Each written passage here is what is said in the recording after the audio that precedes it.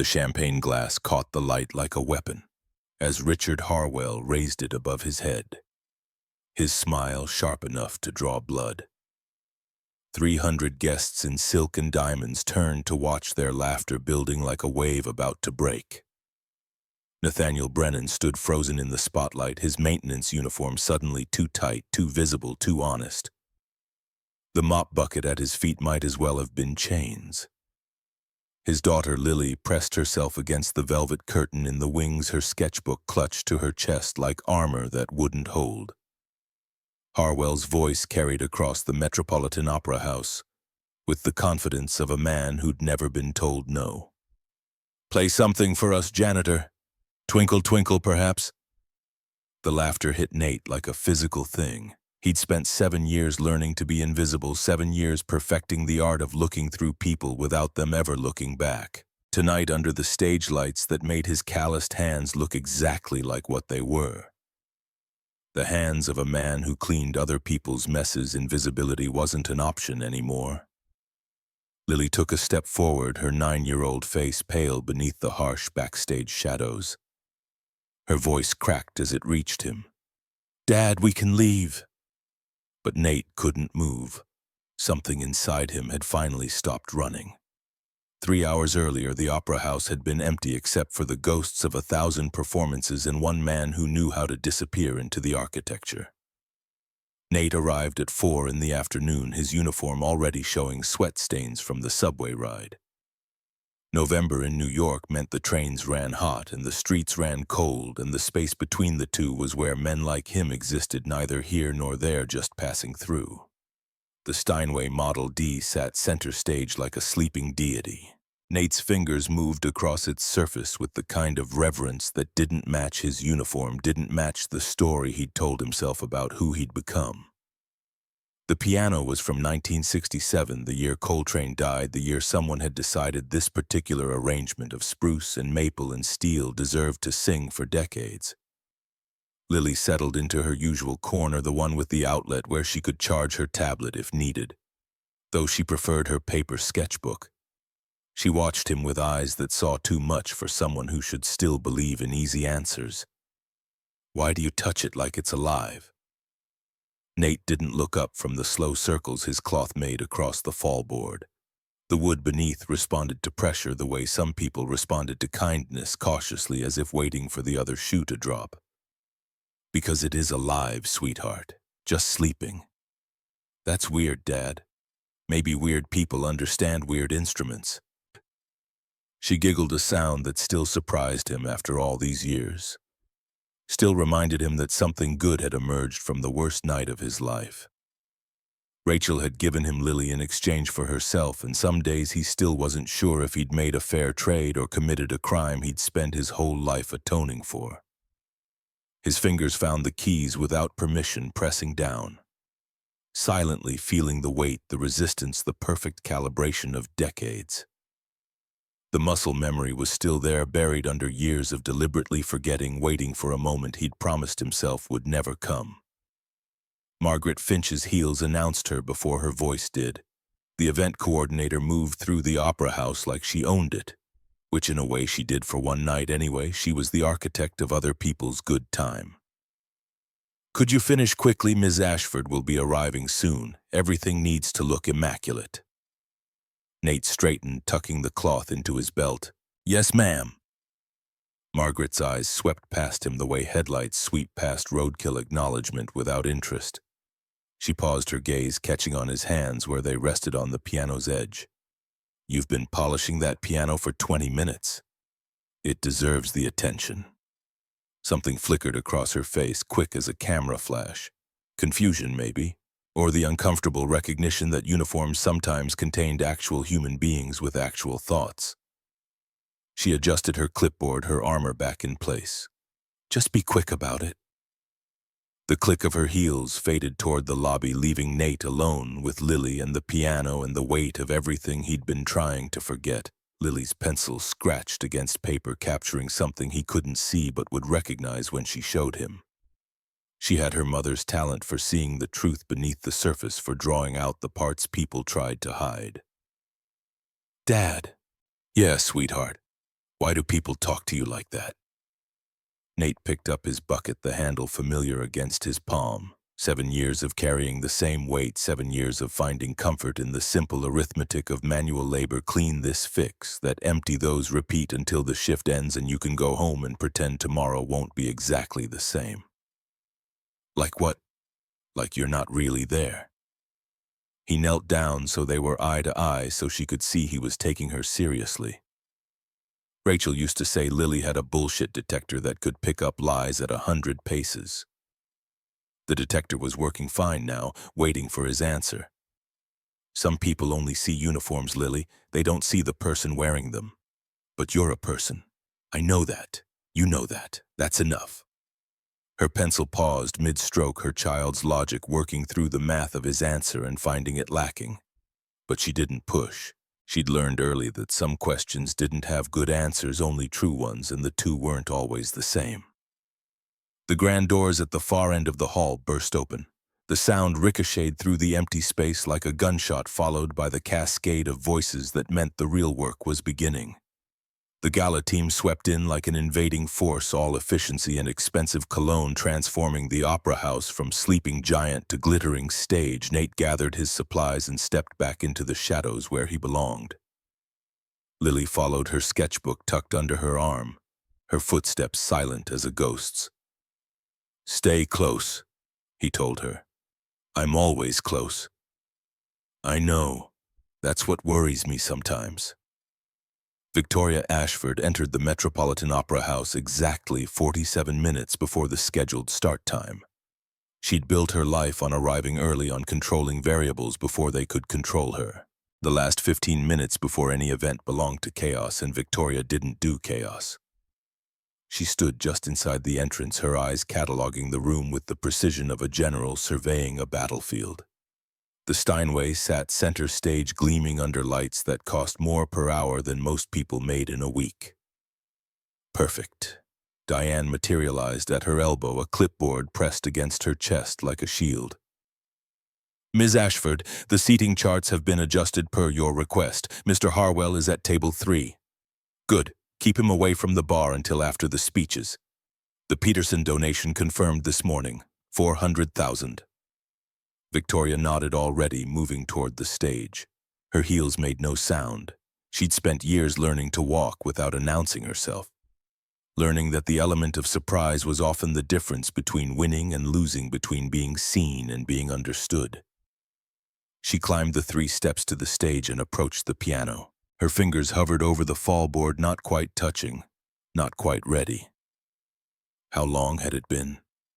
20 years. 22. Long enough that the pain had dulled to an ache, long enough that she'd convinced herself she'd forgotten how it felt to make something beautiful instead of just managing other people's attempts. The voice in her head was her mother's, always her mother's. "Winning isn't about playing better, Victoria. It's about playing so they don't question your worth." She'd lost anyway. 3 notes in the wrong place, 3 mistakes in a piece that demanded perfection, and suddenly her worth was very much in question. Her mother hadn't spoken to her for 3 months. By the time Margaret Ashford's silence finally broke, Victoria had already made her decision. If she couldn't be the best pianist in the world, she'd be the most powerful arts administrator instead. Control was control, even when it came through the back door. Movement caught her eye. Someone in the wings watching. She turned, and for a moment, less than a heartbeat, barely long enough to register, she met the gaze of the maintenance man who'd been polishing the piano earlier. Something familiar flickered in his eyes. Something she couldn't place. Recognition maybe, though that was impossible. Men in maintenance uniforms didn't run in her circles. They existed in parallel universes that occasionally intersected but never merged. He looked away first, returning to whatever small task kept him occupied, kept him invisible. Victoria walked off the stage without looking back. But the feeling stayed with her, persistent as a melody she couldn't quite remember, nagging at the edges of her consciousness like a word on the tip of her tongue that refused to be spoken. The Gala filled slowly at first, then all at once. By 7 o'clock, the opera house had transformed into the kind of glittering spectacle that made people forget they were just watching other people watch themselves. The guests arrived in waves, women whose gowns cost more than Nate earned in a year. Men whose tuxedos fit like second skins because they were second skins custom-tailored to bodies that had never known manual labor. Nate worked the edges of the room, collecting empty glasses and straightening chairs that didn't need straightening. Lily had claimed her corner near the service entrance. Her sketchbook open, her pencil moving with the kind of focus that suggested she'd found something worth capturing. The conversations washed over him like background noise, all the same conversation repeated with minor variations. Money talking to money about money, occasionally pausing to talk about art as if art was just another form of currency, another way to keep score. A woman in emerald silk brushed past him without breaking stride. "You there? Another champagne?" Nate caught her eye, or tried to. "I'm maintenance, ma'am, not catering. But I'll find someone for you." She was already gone, swept into another conversation, another performance of wealth and taste and the kind of confidence that came from never having to question whether you belonged. Richard Harwell's entrance was impossible to miss. The man moved through the room like he was the reason everyone else had come. His voice carrying across conversations, his laughter designed to be heard from a distance. He was 58 and looked 45, his hair perfectly silver, his shoes Italian, his smile practiced in mirrors until it looked natural. He held court near the bar, surrounded by donors and board members who laughed at his jokes with just a beat too much enthusiasm. Nate recognized the dynamic, the powerful man and his audience.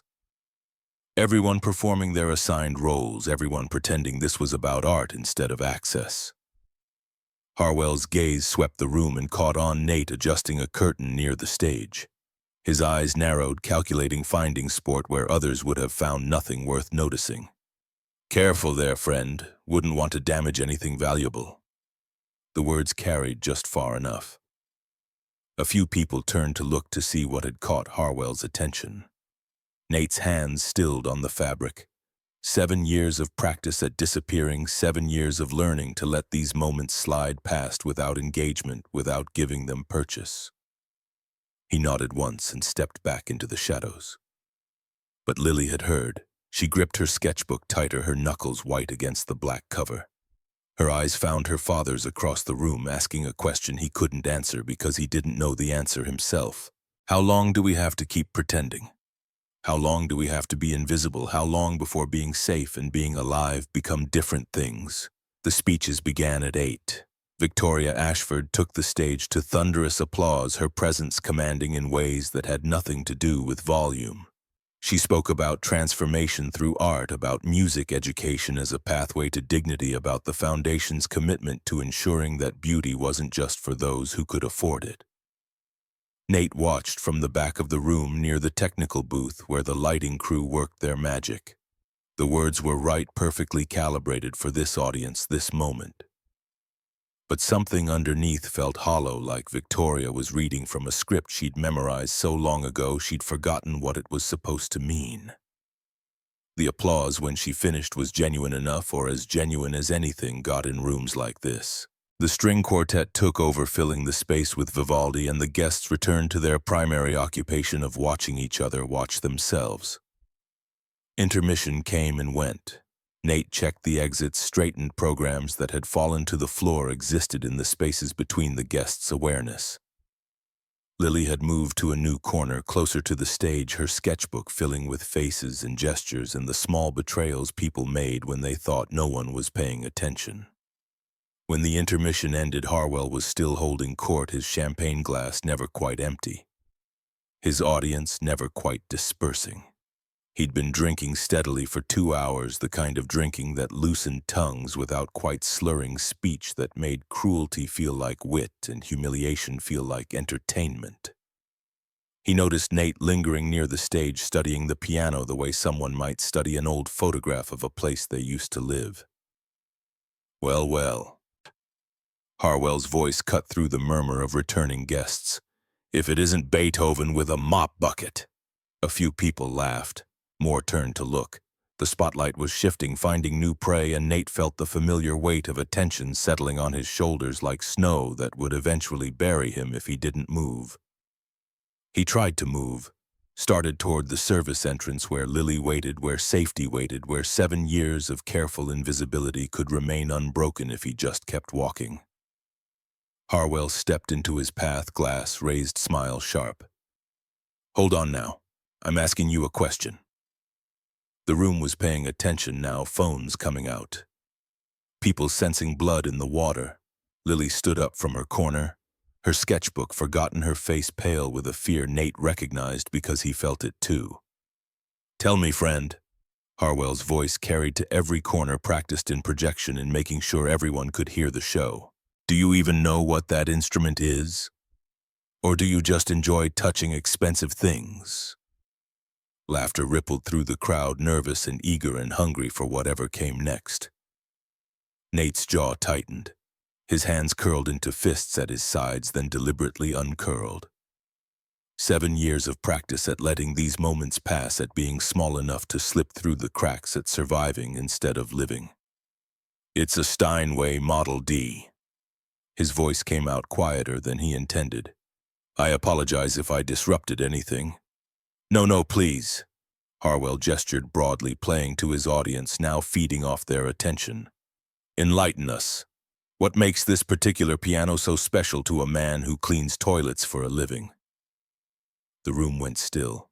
300 pairs of eyes found Nate and held him there, pinned like a butterfly under glass. He could feel Lily's fear from across the room, could feel his own heart hammering against his ribs. Could feel something else rising that he'd kept buried for 7 years. Because letting it out meant admitting it had never really died. His voice, when it came, was steady. "Steinway Model D, 9 feet long, 12,000 moving parts.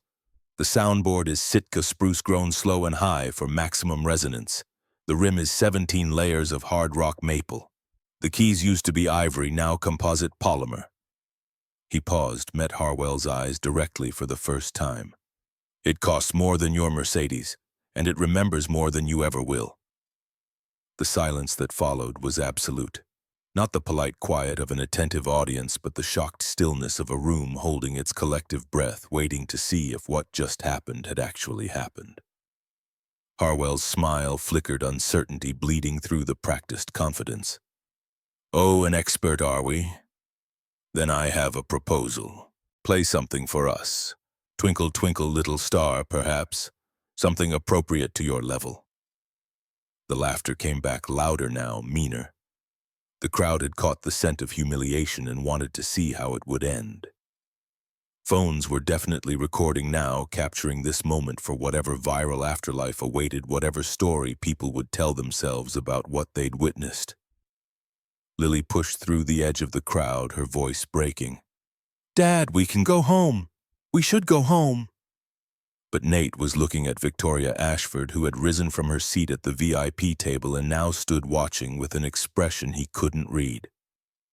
Her eyes held something, not permission exactly, but acknowledgement. A recognition that whatever happened next mattered in ways the room couldn't yet understand. He looked at the piano, at his daughter, at 300 strangers who saw him as entertainment, as someone whose dignity was worth less than their momentary amusement. 7 years. 7 years of hiding. 7 years of teaching Lily through his actions that survival meant making yourself small, that safety meant never being seen, that love meant protecting the people who mattered by never risking anything that might break you both. But Lily was watching, and she was learning. And the lesson he was teaching her right now about when to run, when to hide, when to let cruelty pass unchallenged. Because fighting back cost too much was a lesson he suddenly didn't want her to learn. Something broke inside him.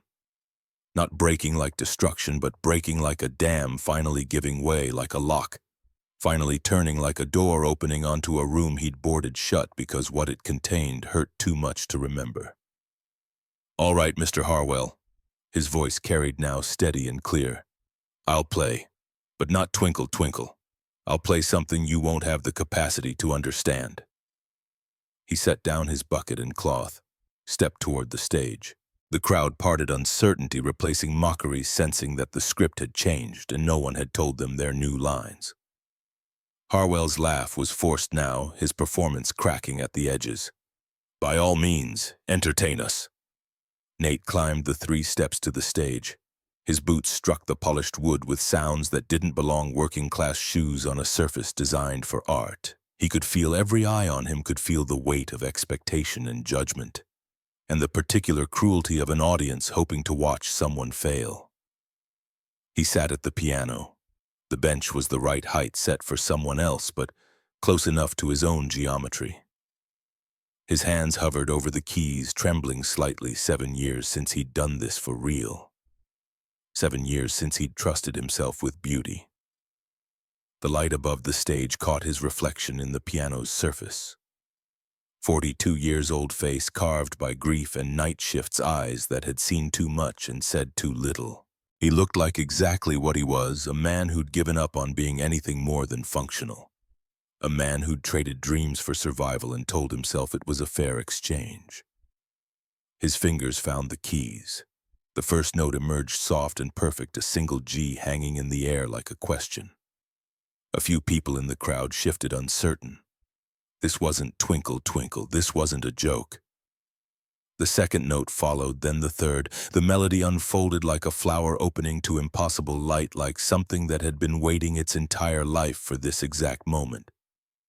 Chopin, Ballade No. 1 in G minor, one of the most technically demanding pieces in the classical repertoire.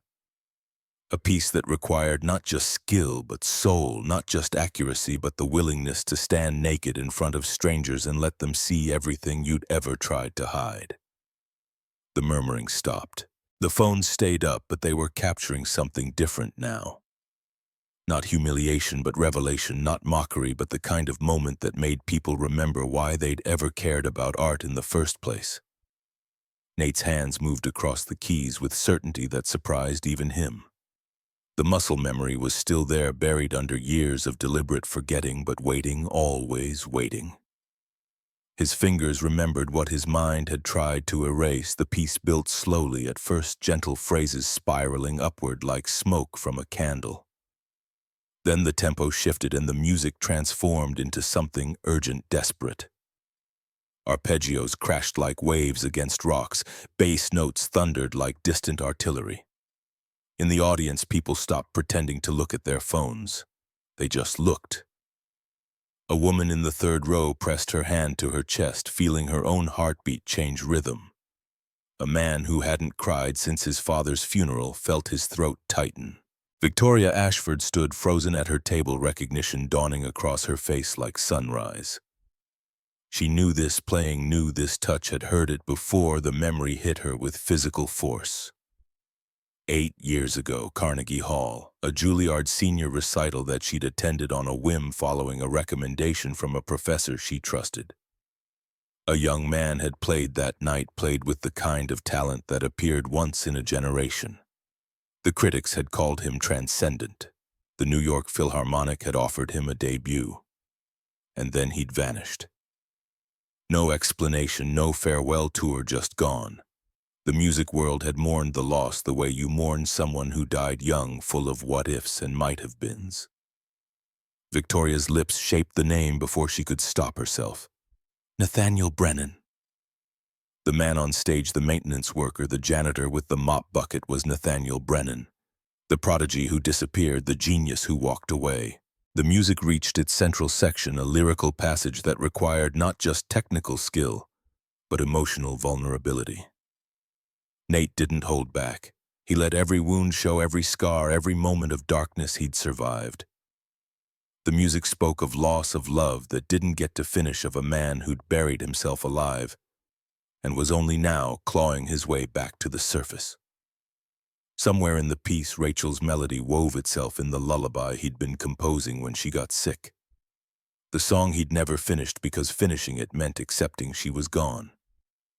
It emerged naturally, organically, his hands finding it without permission, his heart remembering what his mind had tried to forget. Lily watched from the wings, tears streaming down her face. She'd known her father played piano. She'd known it the way children know things about their parents abstractly, historically, like a fact from someone else's life. But she'd never seen him play, never understood what it meant, never grasped that the quiet man who made her breakfast and helped with homework and worked overnight shifts cleaning other people's messes had once been this. Someone who could make 300 strangers forget to breathe. The piece built toward its climax, a series of octave runs that demanded everything a pianist had to give.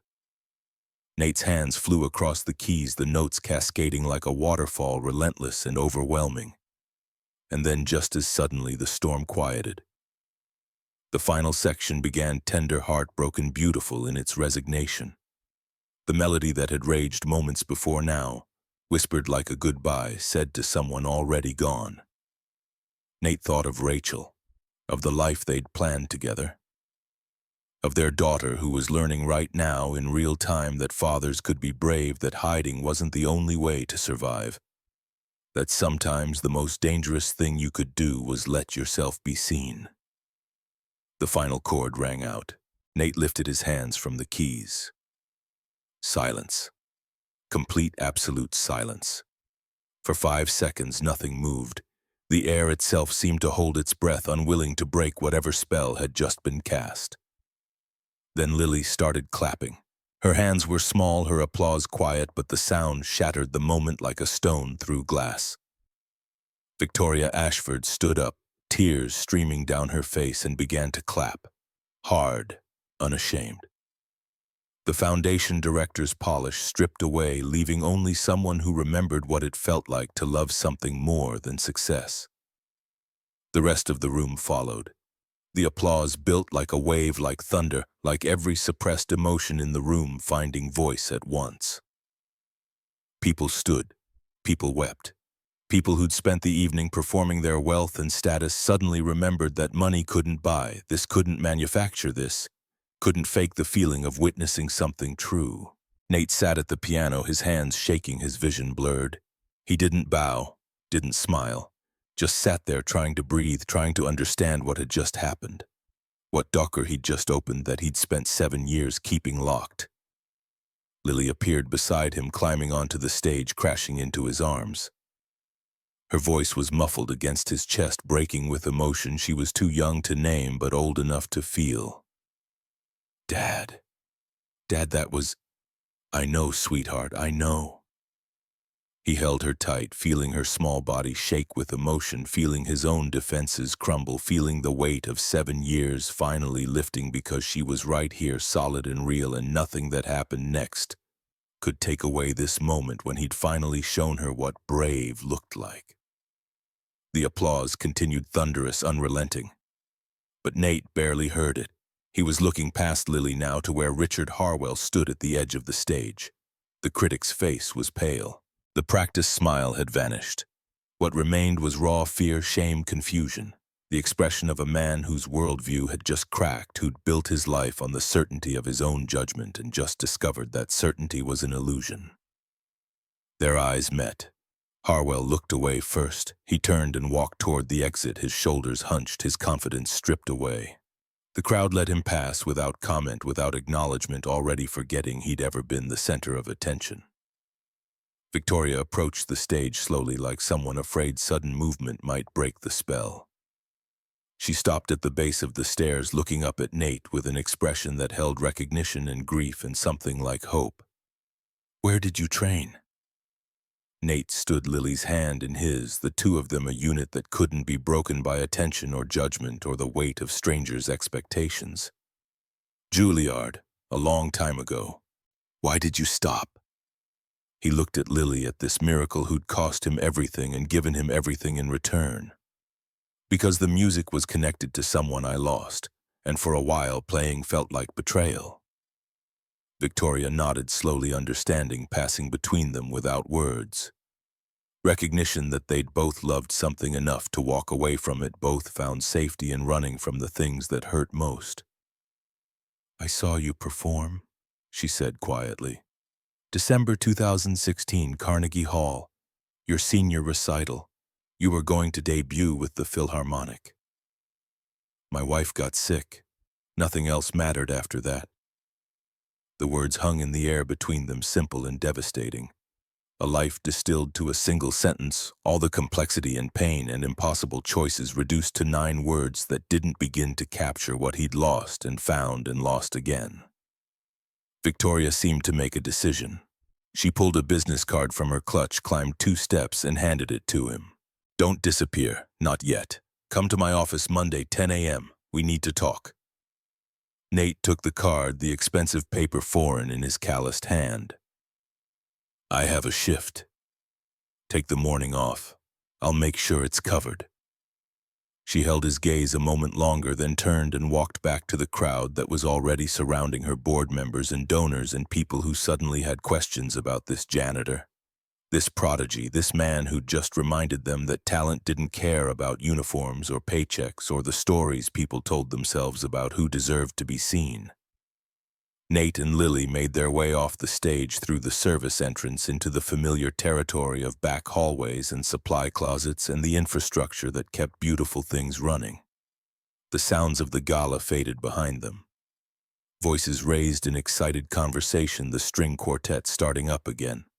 The normal rhythm of wealth reasserting itself now that the anomaly had passed. They walked through the service corridor in silence. Lily's hand gripped tight in his. At the employee exit, Nate paused, looking back toward the sounds of the party he'd just crashed, the world he'd just reminded himself he used to inhabit. Lily tugged his hand. "Are you okay?" He looked down at her, at eyes that held her mother's wisdom and his stubborn refusal to quit. "I don't know, sweetheart. For the first time in a long time, I really don't know. The lady seemed nice. Ms. Ashford. She seemed complicated. Are you going to go on Monday?" Nate pulled open the heavy door. November air hit them cold and sharp and real. The city spread out before them, lights and noise and millions of lives intersecting and separating and finding their own rhythms in the chaos. "I don't know. Maybe. Probably." "Good." Lily's voice carried the certainty children have before life teaches them doubt. "You should. You deserve someone nice." They walked down the service alley to the street, to the subway entrance that would take them back to Queens, back to their small apartment, back to the life they'd built from the wreckage of the one they'd lost. The gala continued without them, the guests already incorporating tonight into their stories, already deciding what it meant, already moving on because that's what people did. They witnessed moments and moved past them, and sometimes, if they were lucky, they remembered what it felt like to be surprised. But Nate wasn't moving past anything.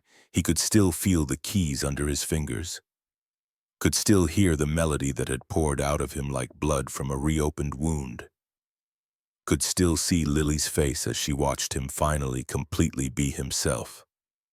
7 years of hiding, 7 years of survival, 7 years of teaching his daughter that safety meant smallness, that love meant protection, that living meant keeping your head down and your heart locked away. Tonight he'd taught her something different. Tonight he'd shown her that sometimes the bravest thing you could do was stand up when everyone expected you to stay down. That sometimes survival wasn't enough, that sometimes you had to risk everything you'd carefully constructed just to remember who you used to be. They descended into the subway, the platform warm with trapped air and humanity. A train pulled indoors, hissing open, and they found seats near the back. Lily leaned against him, exhausted by emotion, her sketchbook clutched in her lap. "Dad." "Yeah." "Can I ask you something?" "Always." "Did Mom ever hear you play like that?" Nate closed his eyes. Rachel's face appearing behind his lids with the clarity of recent memory rather than distant past. She'd loved his playing, used to sit on their couch with her eyes closed, just listening, just feeling the music move through the air between them. She did, every chance she got. Did it make her happy? I think so. I hope so. Lily was quiet for a long moment, the train rocking them gently as it accelerated through the tunnel. When she spoke again, her voice was small but steady. "I think she heard you tonight. Wherever she is, I think she heard you." Nate pulled his daughter closer, feeling the weight of her trust, the responsibility of her love, the impossible gift of being someone's entire world. The train carried them home through the darkness, through tunnels carved beneath a city that never stopped moving, never stopped demanding, never stopped asking people to prove they deserved to take up space. But for tonight, for this moment, Nate had proven something, not to the city, not to the gala guests, not to Richard Harwell or Victoria Ashford or anyone whose opinion might matter in some abstract future sense. He'd proven something to himself, and more importantly, he'd proven something to Lily, that hiding was a choice, not a destiny. That talent didn't expire just because you stopped using it. That love, real love, the kind that survived death and grief and 7 years of deliberate forgetting, never really left. It just waited patient as a sleeping piano for someone brave enough to wake it up. Sunday morning arrived with weak November sunlight filtering through the apartment's one good window. Nate stood at the stove making pancakes from Rachel's recipe, the one she'd perfected during her residency when breakfast was the only meal they could guarantee eating together. Lily sat at the kitchen table, uncharacteristically quiet, her orange juice untouched. The silence between them felt different from their usual comfortable quiet. This was waited, expectant, like the pause between lightning and thunder when you're counting seconds to measure how close danger has come. Lily's voice broke first. "You okay, Dad?" Nate flipped a pancake that didn't need flipping. "Yeah, sweetheart, just thinking. About last night, about a lot of things." She pushed her juice glass in small circles, leaving wet rings on the worn formica. Her sketchbook lay closed beside her plate, which meant whatever was on her mind mattered more than capturing it on paper. "I need to show you something. I've been waiting for the right time." Nate turned off the burner. The pancakes could wait. Lily pulled a bundle from her backpack, 5 envelopes tied with a ribbon that had once been ivory but had faded to the color of old bone. Rachel's handwriting across the first one made his hands shake before he even touched the paper. "I found these 6 months ago. In your closet. I wasn't snooping, I swear." "It's okay." His voice came out rougher than intended. "I wanted to give them to you before, but you seemed so... I didn't want to make it worse." Nate sat down across from her, the bundle between them like evidence in a trial neither of them wanted to face. He untied the ribbon with fingers that had forgotten how to be gentle, how to handle things that mattered without treating them like they might break at any moment. The first envelope bore a date, May 2017. 3 weeks before Rachel died, before Lily's 3rd birthday, before the world ended and then somehow continued anyway. He unfolded the letter, Rachel's careful handwriting swimming in and out of focus. She'd always had doctor's handwriting at the hospital, illegible scrawls that only pharmacists could decode. But for him, for them, she wrote with the precision of someone who knew words were all she'd have left. The letter detailed her knowledge that the leukemia would win, that 6 months had become less, that her body knew its own timeline. She begged him not to let grief steal who he was, to show Lily that loss wasn't the end of everything, to play for her, for their daughter, for everyone who'd forgotten that beauty still existed after terrible things happened. "I'll always be listening. Wherever I am, I'll hear you," the letter concluded. And then at the bottom, "P.S. There's someone who can help you. Her name is Victoria Ashford. She understands what you're going through. She lost her music too." Nate's vision blurred. Lily was crying, 2 silent tears tracking down her cheeks, her small hands clenched in her lap like she was holding something fragile that might slip away if she relaxed her grip. "I'm sorry, Dad. I should have..." "No." He reached across the table, covered her hands with his. "Thank you. I needed this. I just didn't know I needed it until now." They sat like that for a long time, the pancakes going cold on the stove, the Sunday morning traffic building outside their window. The city continuing its relentless forward motion while they sat still in the eye of their own private storm. Lily's voice was small when she finally spoke. "Sometimes love means knowing when to let go, right? That's what Mom's saying." "Yeah, sweetheart, that's exactly what she's saying." "Then it's okay if you like Ms. Ashford. If you want to see her again. Mom said so." Nate pulled Lily into a hug, breathing in the smell of her shampoo and the faint scent of pencil lead that always clung to her clothes. 9 years old and already wiser than he'd been at 40, already understanding things about grief and love, and letting go that had taken him 7 years to even begin processing. "How did you get so smart?" "From you, obviously." Her voice was muffled against his shoulder, but he could hear the smile in it. "Your mother might have contributed something. Maybe a little." They pulled apart. Nate wiped his eyes with the back of his hand, no longer embarrassed that his daughter saw him cry. That particular shame had burned away somewhere between the gala stage and this kitchen table, between the moment he'd decided to play and the moment he'd read Rachel's words, giving him permission to move forward. "There are 4 more letters, Dad. She explains about Ms. Ashford in the next one." Nate opened the second envelope. Rachel's handwriting was shakier here. Written later in her illness, when holding a pen had become its own small act of defiance against a body that was systematically betraying her. The letter detailed a meeting in April 2015, 2 years before she died, back when the leukemia was still theoretical. Still something that might be beaten with enough determination and good insurance, and the kind of luck that rarely showed up when you needed it most. Rachel had attended a lecture at NYU about arts funding. Victoria Ashford had spoken about creating opportunities for talented people who lacked traditional support systems. They'd talked for 3 hours over coffee that stretched into dinner, 2 women who'd never met but recognized something in each other. The understanding that loving someone talented meant watching them struggle with gifts that didn't come with instruction manuals or guaranteed outcomes.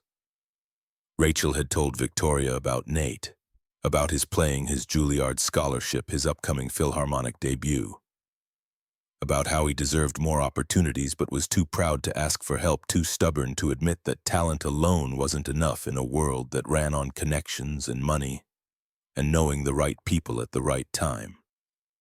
Victoria had promised to create something, a program for musicians who'd fallen through the cracks, who had the skill but not the pedigree, who could make people cry with a single phrase but couldn't afford rent on a 1-bedroom apartment in the boroughs. They'd been planning it together when Rachel's diagnosis came back positive, when survival became the only plan that mattered, when tomorrow stopped being a date on the calendar and became a maybe that couldn't be trusted. The letter ended with an apology. "I'm sorry I never told you, Nate. I wanted it to be a surprise, a gift that appeared like magic. But I ran out of time. I always run out of time with you. There's never enough." Nate folded the letter carefully, his hands steady now, the initial shock giving way to something else. Not quite acceptance, but recognition. Rachel had known. She'd known he'd need help after she was gone. Known he'd try to disappear, known that left to his own devices he'd choose survival over living, because survival was simpler and hurt less and didn't require explaining yourself to strangers who might judge you for grieving wrong. "So Miss Ashford already knew about you." Lily's voice pulled him back to the present, to the kitchen that needed cleaning and the daughter who needed breakfast and the life that kept demanding attention even when you wanted to pause and process and figure out what anything meant. "Apparently, at least she knew of me." Rachel told her I existed. "That's why she wants to help, because of Mom." Maybe. Or maybe she just recognizes someone who's running from the same things she is. Lily considered this her 9-year-old logic, working through adult complications and finding them lacking. "You're going to go see her tomorrow, right? To her office?" "I think I have to." "Good. Because hiding is easier than being brave, but easier isn't the same as better." Nate stared at his daughter, at this small person who'd somehow inherited all of Rachel's insight, along with her eyes and stubborn chin and ability to cut through bullshit with a single observation that made everything else seem needlessly complicated. "When did you figure that out?" "Last night. Watching you play. You looked scared, but you did it anyway. That's what brave means, right? Being scared and doing it anyway." "Yeah, sweetheart, that's exactly what it means." Monday morning came too fast and too slow at the same time, the way important things always did, rushing up on you with no warning and then stretching out forever once you were in the middle of them. Nate stood outside the Harmon Arts Foundation building in Midtown, looking up at the glass and steel tower that reflected the November sky. Back at itself, multiplying clouds until the whole structure seemed insubstantial, like it might blow away if the wind picked up. His shirt was the one good one he owned, the fabric thin from too many washings, but still presentable if you didn't look too close. His shoes were work boots because he didn't own anything else, and his hands were clean, but showed the evidence of 7 years of manual labor calluses that wouldn't scrub away scars that told stories he'd stopped trying to explain. The lobby was all marble and hushed efficiency, the kind of space designed to make you feel small and grateful for being allowed entry. The security guard barely glanced at him before waving him through to the elevator bank. 42 floors up, the city shrinking below him, his own reflection in the mirrored walls looking more and more out of place with every floor they climbed. Diane met him at the elevator, her professional smile firmly in place. "Mr. Brennan, Ms. Ashford is expecting you." She led him through a maze of corridors that smelled like expensive carpet and other people's ambitions. Past offices where assistants typed with the kind of focused intensity that suggested every email was life or death. Every phone call a negotiation with forces beyond normal comprehension. Victoria's office wasn't what he'd expected. No massive desk, no wall of awards, no carefully curated display of power and influence. Just comfortable chairs arranged near a window that overlooked Central Park. A bookshelf filled with sheet music and worn paperbacks, and in the corner a baby grand piano, dust coating its surface like snow that had fallen years ago and never melted. Victoria stood when he entered, her suite less severe than Saturday night's performance attire, her hair pulled back in a way that suggested efficiency rather than theatrical presentation. She gestured to the chairs by the window. "Thank you for coming. I wasn't sure you would." Nate sat the leather chair, too comfortable, the whole space too comfortable, like a trap designed to make you forget you didn't belong here. "I wasn't sure either. Coffee, water?" "I'm fine." Victoria settled into the chair opposite him, her posture suggesting openness despite visible tension in her shoulders. "I did some research after you left Saturday. Juilliard Scholarship 1999. Graduated top of your class 2016. The Philharmonic debut was scheduled for March 20. Nate's jaw tightened. "My wife got sick in January 2017. She died that June. Lily was 2. Just barely. She turned 3 2 weeks after the funeral. We didn't really celebrate." The words hung between them, simple facts that couldn't begin to capture the weight of what they described. Rachel had wanted to live to see Lily's birthday. That had been her goal, the thing she aimed for. When the doctors stopped talking about remission and started talking about comfort measures, she'd missed it by 14 days. Victoria's professional distance cracked slightly. "Why did you become a janitor?" The question wasn't asked with judgment, just curiosity. Nate found himself answering honestly because dishonesty required more energy than he had available. "Because no one asks janitors about their past. I could disappear, be safe in the invisibility." "I understand that impulse. Do you—" Victoria stood, walked to the window, her back to him, her reflection in the glass showing more than her face had been revealing. "I was 16. International piano competition in Warsaw, 2002. I'd trained under my mother, Margaret Ashford. She was a concert pianist for 10 years. 12 hours a day, every day, no excuses, no mercy. Perfect technique, perfect interpretation, perfect everything." She paused, her fingers touching the glass like she was testing whether it was solid or might give way if she pushed hard enough. "I made 3 mistakes in the finals. 3 notes out of thousands, 3 small errors in Rachmaninoff's 3rd concerto. I came in 2nd instead of 1st. That's still incredible. My mother didn't speak to me for 3 months. When she finally did, she told me I'd embarrassed the family, that I wasn't talented enough, that I never would be." Nate stayed silent, understanding that some stories needed to be told without interruption. That bearing witness was sometimes more important than offering comfort that couldn't fix anything anyway. "I quit piano that day, never played again. Went into arts administration instead. If I couldn't create music, I'd control who did. If I couldn't be the best, I'd decide who got to try.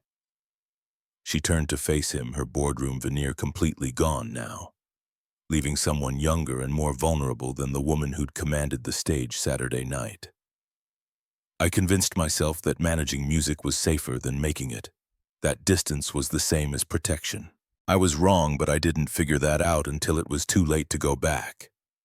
It's never too late. Easy to say, harder to believe. Nate stood, moved to the piano in the corner, ran his finger through the dust that had accumulated like years of neglect made visible. When's the last time you played? 22 years, not since that day in Warsaw. You ever miss it? Victoria's laugh was sharp, bitter, the sound of someone who'd asked themselves the same question so many times it had worn grooves in their consciousness. Every single day, but missing something isn't the same as being brave enough to try again. No, but it's a start. They stood in silence, the city noise filtering up from 42 floors below, sirens and car horns and the constant hum of millions of lives intersecting and separating and finding their own rhythms in the chaos. Victoria's reflection in the window looked younger now, stripped of the protection she wore to board meetings and donor dinners and every other performance of authority that her job required. I knew your wife. Not well, but we met. Nate's head snapped up. What, when? April 2015. I gave a talk at NYU about arts funding. She came up afterward, said her husband was a brilliant pianist but too proud to ask for help. She wanted to know if there were programs that could create opportunities without him knowing. The world tilted slightly, reality rearranging itself around this new information. Rachel had never mentioned it, never said a word about meeting Victoria Ashford or planning anything or trying to build a future for him that extended beyond their little family and the life they'd carved out of student loans and residency schedules and the kind of precarious happiness that only looked stable from the outside. We talked for hours, made plans for a program, music education for people who'd fallen through the cracks. Rachel would nominate you to teach. I'd discover you. It would look organic, unplanned. She knew you'd never accept help if you saw it coming. Victoria's voice cracked slightly, the first real emotion breaking through. But then she got sick, and the planning stopped, and by the time she died, I'd convinced myself it was just a nice idea that wouldn't work anyway. I let it go, let you go, let the whole thing dissolve because it was easier than trying to build something without her. Nate sank back into the chair, his legs suddenly unreliable. Rachel had done this, had set all of this in motion years ago, knowing she wouldn't be there to see it through, but trying anyway. Because that's who she was, someone who loved so completely that even dying couldn't stop her from trying to take care of the people she'd leave behind. She left letters, 5 of them. My daughter found them. One mentioned you. What did it say? That you understood, that you'd lost your music too, that you could help. Victoria crossed to the piano, lifted the fallboard with hands that trembled slightly. The keys underneath were pristine, untouched, waiting with the infinite patience of inanimate objects that existed outside of human timelines and human pain. I want to finish what we started, what Rachel and I planned, a program for people who've been told music isn't for them. Veterans, single parents, disabled kids, seniors, real education, real opportunities. Not charity recognition. Nate's throat tightened. That sounds incredible. I want you to run it. The words landed like a physical blow. Nate shook his head before he'd consciously decided to refuse. I'm a janitor, Ms. Ashford. I don't know how to teach. I don't have credentials. You have something better. You understand loss. You know what it's like to love something so much that losing it feels like dying. You can meet people in that place because you've been there yourself. What if I fail? What if I'm not good enough? Then you fail and try again. That's what music teaches us. Every wrong note is a chance to find the right one. Every mistake is just practice for success. Nate stood, paced to the window, looked down at the city that kept moving no matter how much any individual person needed it to stop. 42 floors below, people were going about their lives working jobs they hated, pursuing dreams they weren't sure they believed in, surviving because survival was all they knew how to do. He'd been one of them for 7 years, safe in his invisibility, protected by his refusal to risk anything that mattered, teaching his daughter through his actions that the only way to avoid pain was to avoid living. I have bills to pay. Lily needs stability. I can't just quit my job on the hope that this works. The foundation provides salary, benefits, housing assistance if needed, enough that you can focus on this without worrying about keeping the lights on.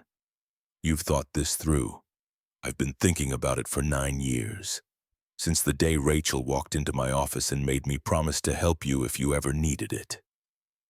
The weight of that 9 years of a promise kept in secret, 9 years of Victoria carrying Rachel's hope, like a debt she couldn't repay, settled over Nate, like a blanket that was simultaneously comforting and suffocating. There's something else. His voice came out rougher than intended. If I do this, if I go back to music, Rachel won't be there, and that will make it real in a way I'm not sure I can handle. Victoria moved to stand beside him at the window, close enough that he could see their reflections side by side in the glass. Two people who'd spent years running from the things they loved. Because loving meant risking loss, and loss had already taken too much. Music doesn't replace her, Nathaniel. It keeps her alive. Every time you play, she's there. Not as a memory, as a presence. That's what art does. It transforms loss into something that can be shared, that can connect us to what we've lost without being destroyed by it. She was right. He knew she was right. But knowing something intellectually and being brave enough to live it were different continents, separated by an ocean of fear that he'd been drowning in for 7 years. I need to talk to Lily. She pushed me to do this. She deserves to be part of the decision. Victoria nodded. Take 24 hours, but Nathaniel... She caught his arm as he moved toward the door. Thank you. For Saturday. I haven't felt anything real in 22 years. Watching you play reminded me why I loved music before it became about winning. Before my mother made it about worth instead of joy. Nate covered her hand with his, a gesture that surprised them both with its intimacy. Its acknowledgement that they were something more than strangers negotiating a business arrangement. They were two people who'd lost the same thing in different ways, who recognized each other's wounds because they carried matching scars. 24 hours, then I'll call. He left before either of them could say anything else, before the moment could become something neither of them was ready to define. The elevator ride down felt faster than the ride up, gravity pulling him back toward the street, toward the subway, toward the life that was waiting to either continue as it had been or transform into something he couldn't yet imagine. 3 weeks later, Nate stood in an abandoned chapel on East 47th Street, dust motes dancing in weak December sunlight that filtered through windows that hadn't been cleaned in years. Victoria and Lily flanked him, the three of them studying the space like archaeologists examining ruins that might contain something valuable if you knew where to look. The building had been a community music school that lost its funding 5 years ago. The foundation had acquired it in the bankruptcy sale, along with dozens of other properties that sat vacant, while Victoria figured out what to do with spaces that were too specialized to sell and too expensive to maintain without purpose. In the center of the room sat a baby grand piano, dust-covered and out of tune but structurally sound. Nate approached it the way you'd approach a sleeping animal, carefully, respectfully aware that sudden movements might startle something that should be handled with care. He lifted the fallboard, pressed a key. The note that emerged was flat, pitiful, a cry for help from an instrument that had been ignored for too long. It needs work. Victoria's voice echoed in the empty space. The whole building does, but the bones are good, the acoustics are decent, and it's in a neighborhood that could use something like this. Lily had already claimed a corner near an electrical outlet. Her sketchbook open, her pencil moving with the kind of focused intensity that suggested she'd found her angle, her way into this story they were all writing together without knowing how it would end. What would you call it? Victoria's question hung in the air like the dust, visible but not substantial, waiting to be given weight and meaning.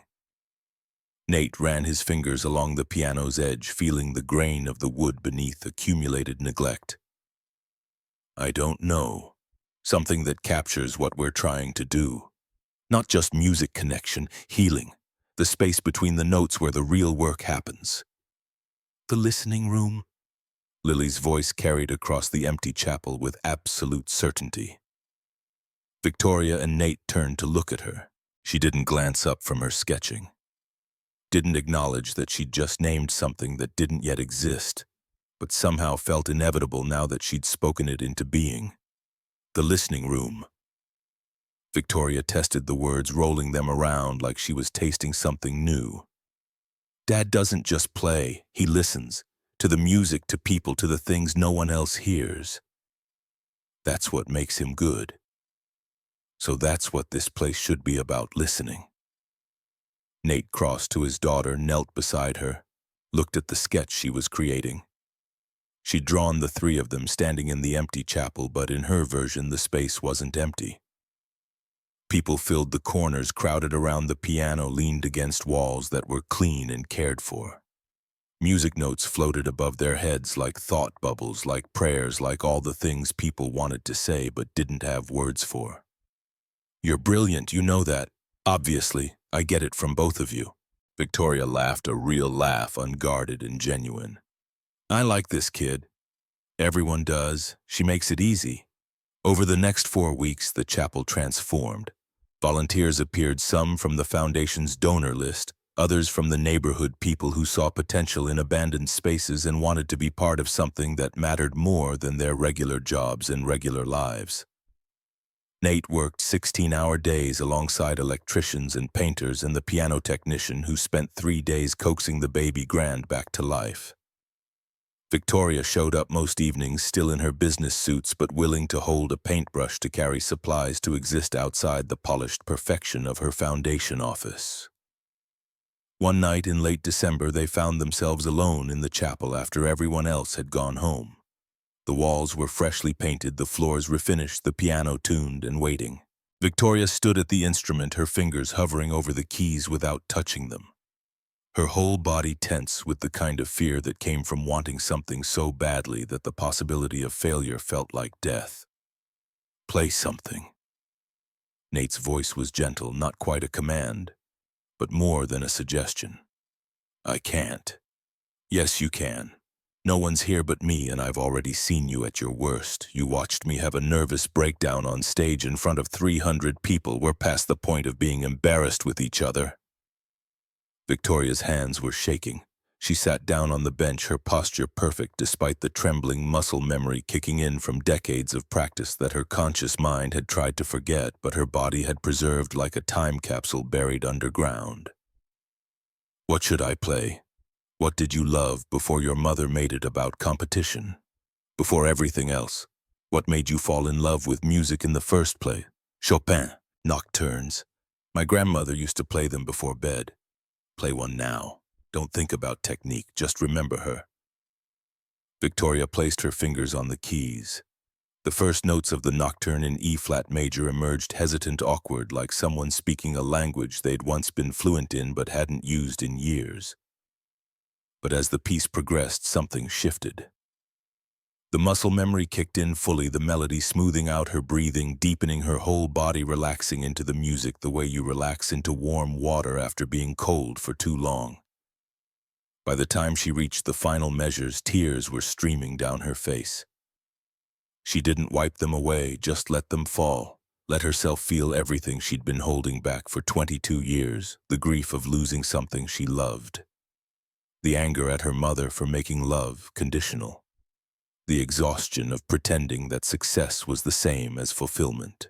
When the last note faded, she sat with her hands in her lap, staring at the keys like they'd betrayed her by still working, by still being capable of producing beauty even after decades of neglect. I haven't cried in 20 years. Nate moved to sit beside her on the bench, maintaining enough distance to be respectful but close enough to offer comfort if she wanted it. Music does that. It finds the tears we've been hiding and brings them to the surface whether we're ready or not. Victoria turned to look at him, Her makeup ruined her executive shield, completely destroyed, leaving someone raw and real and infinitely more interesting than the woman who commanded board meetings and donor dinners. My mother died last year. Breast cancer. I'm sorry. She never apologized. Not for the pressure, not for the silence, not for making me feel like love was something I had to earn by being perfect. I thought when she died I'd feel free. Instead, I just felt emptier. Grief doesn't follow rules. You can be angry at someone and still miss them. You can resent what they did and still wish they were here.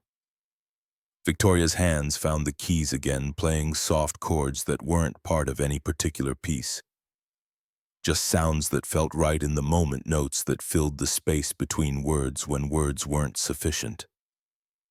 How do you carry Rachel without drowning? The question hung between them, honest and desperate, and exactly the kind of thing you could only ask someone who'd already proven they understood the answer, not because they'd figured it out, but because they'd survived it. I don't carry her anymore. I let her live in the music. Every time I play, she's there, not as weight, but as light. Not as something I lost, but as something I still have access to, just in a different form. Victoria nodded, slowly, understanding settling over her like dawn, gradual but inevitable, transforming darkness into something that could be navigated without fear. Will you teach me not like the other teachers? Not about technique or interpretation or winning. About feeling. About making music that matters instead of music that impresses. I'd be honored. They sat together at the piano for another hour, not playing complicated pieces, just exploring, finding sounds, letting the music speak what words couldn't articulate. When Victoria finally left that evening, her shoulders were straighter than they'd been in years. Her walk less calculated, more human. Nate stayed behind alone in the chapel that was slowly becoming the listening room and pulled out his phone. He opened the voice memo app and started playing, recording something he'd been working on for weeks.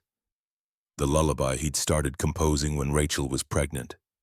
The piece he'd never finished because finishing it meant accepting she was gone and Lily was here and life had moved forward whether he was ready or not.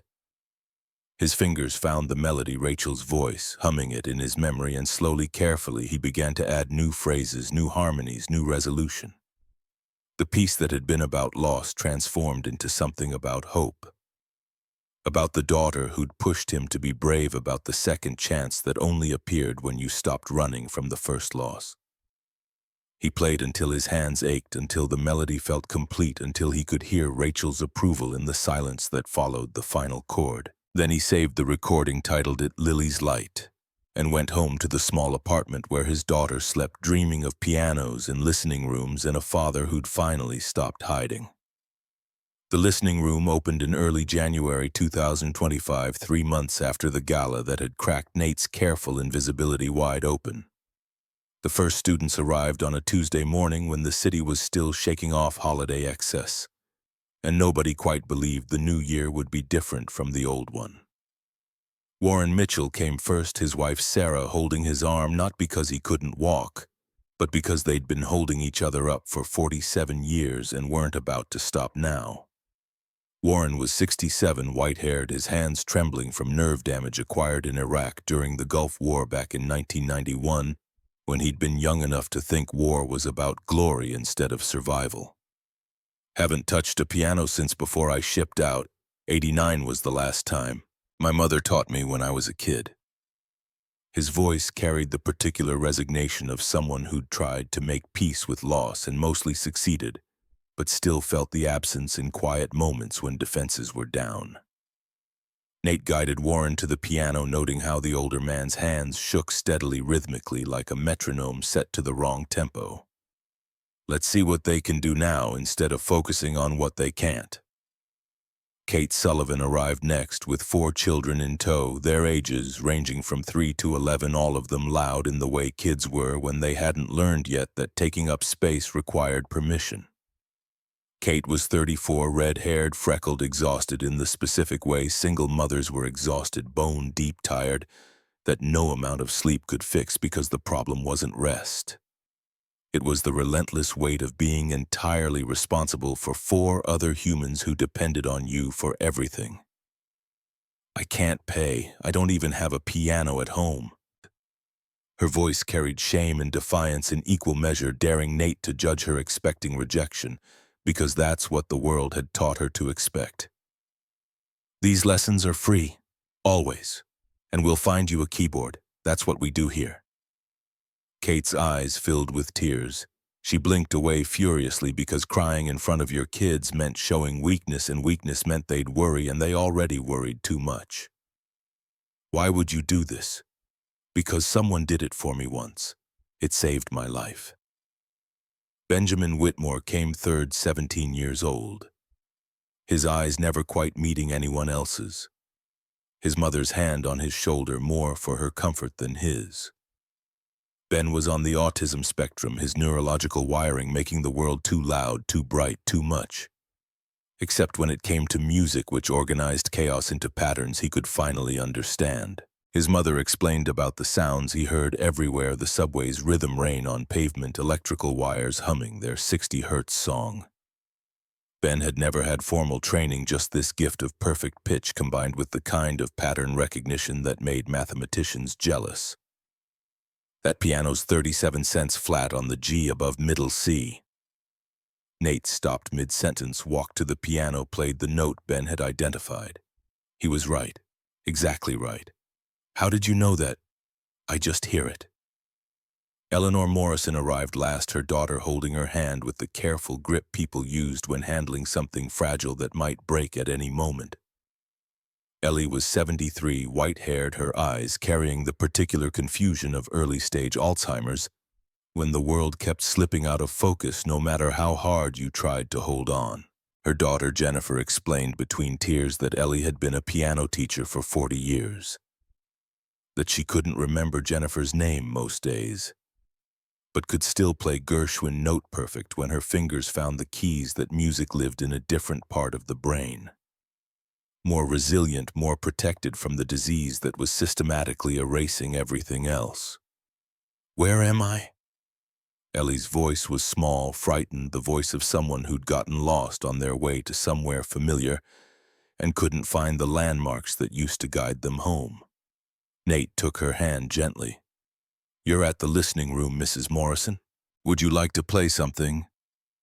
Her fingers found the keys before her conscious mind caught up muscle memory, bypassing cognitive decline, and suddenly, someone to watch over me filled the chapel with the kind of bittersweet beauty that made everyone present understand why they were here, why any of this mattered, why music could be medicine when regular medicine had no answers. When she finished, Ellie looked up confused. Did I play and you did, Mom? It was beautiful. Oh, that's nice. The first lesson brought all 5 students together in the chapel, the January sun filtering through windows that Nate had personally cleaned until they sparkled. Lily sat in her usual corner, documenting everything, creating a visual record of something that felt important, even though nobody could yet articulate why. Nate stood before them feeling completely unprepared despite weeks of planning.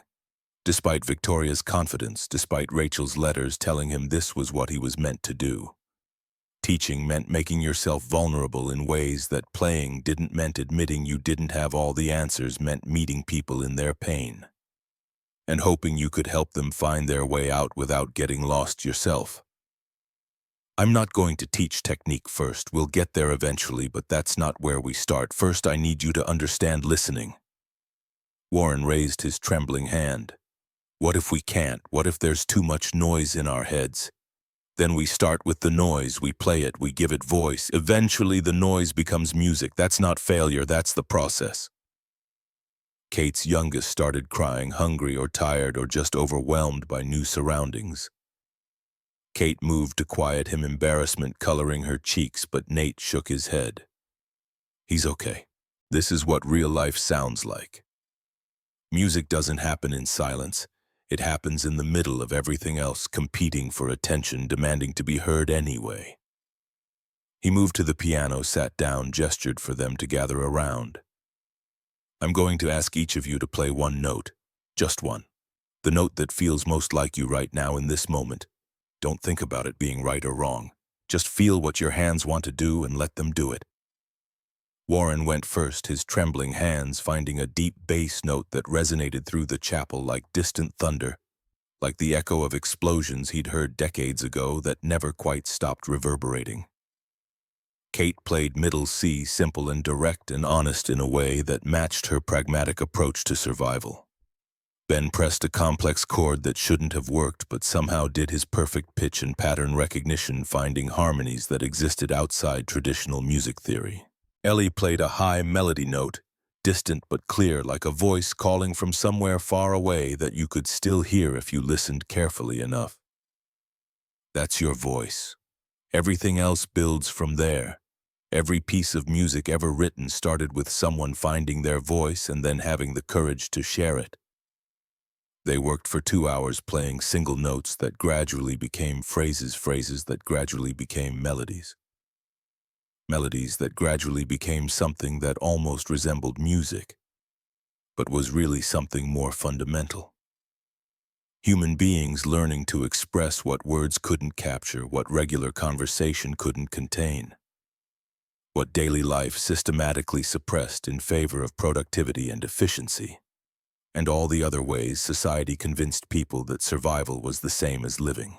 Victoria watched from the back of the chapel, taking notes not for the foundation's records but for herself, learning from Nate's approach how to meet people where they were, instead of demanding they meet you where you wanted them to be. After the students left, she approached him with an expression that mixed pride and concern in equal measure. Richard Harwell called 3 major donors this week. He's telling them this program is a waste of money, that you're unqualified, that the foundation is making a mistake. Nate felt his jaw tighten. Can he actually stop us? He has influence, and he's using it. 2 donors pulled their commitments. We have 6 months of funding left, maybe 7 if we're careful. After that. She didn't finish the sentence because finishing it meant admitting failure was possible, and neither of them was ready for that conversation. So we need to prove it works, show them something they can't dismiss. A recital, public performance. Demonstrate what these students can do, what music education actually accomplishes when it's done right. Nate thought about Warren's trembling hands, Kate's exhaustion, Ben's social anxiety, Ellie's confusion. The idea of putting them on stage in front of donors and critics and people who'd already decided this program was worthless seemed cruel. Seemed like setting them up for failure just to prove a point. But then he thought about Saturday night at the Gala, about standing on that stage terrified and playing anyway, about Lily watching and learning that courage wasn't the absence of fear, but the willingness to act despite it. Okay, we do it, but we do it right. Give them time to prepare, time to find their voices. Nothing forced, nothing performative. Just honest music from honest people. Victoria nodded. 6 months. We'll plan for June. That gives us time to build towards something real. She started to leave, then turned back. I played yesterday, after everyone left. Just for myself, no audience, no pressure. I played for an hour and remembered why I loved it before everything else got in the way. That's what this place is for, remembering why any of it matters. Over the next months, the listening room became something neither Nate nor Victoria had quite envisioned, but both recognized as necessary.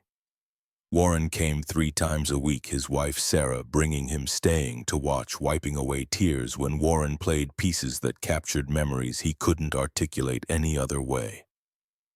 He composed something he called Tremolo Nocturne, a piece that incorporated his hand tremors into the rhythm instead of fighting them, turning disability into distinctive voice. The music was haunting, unsettling, beautiful in its brokenness.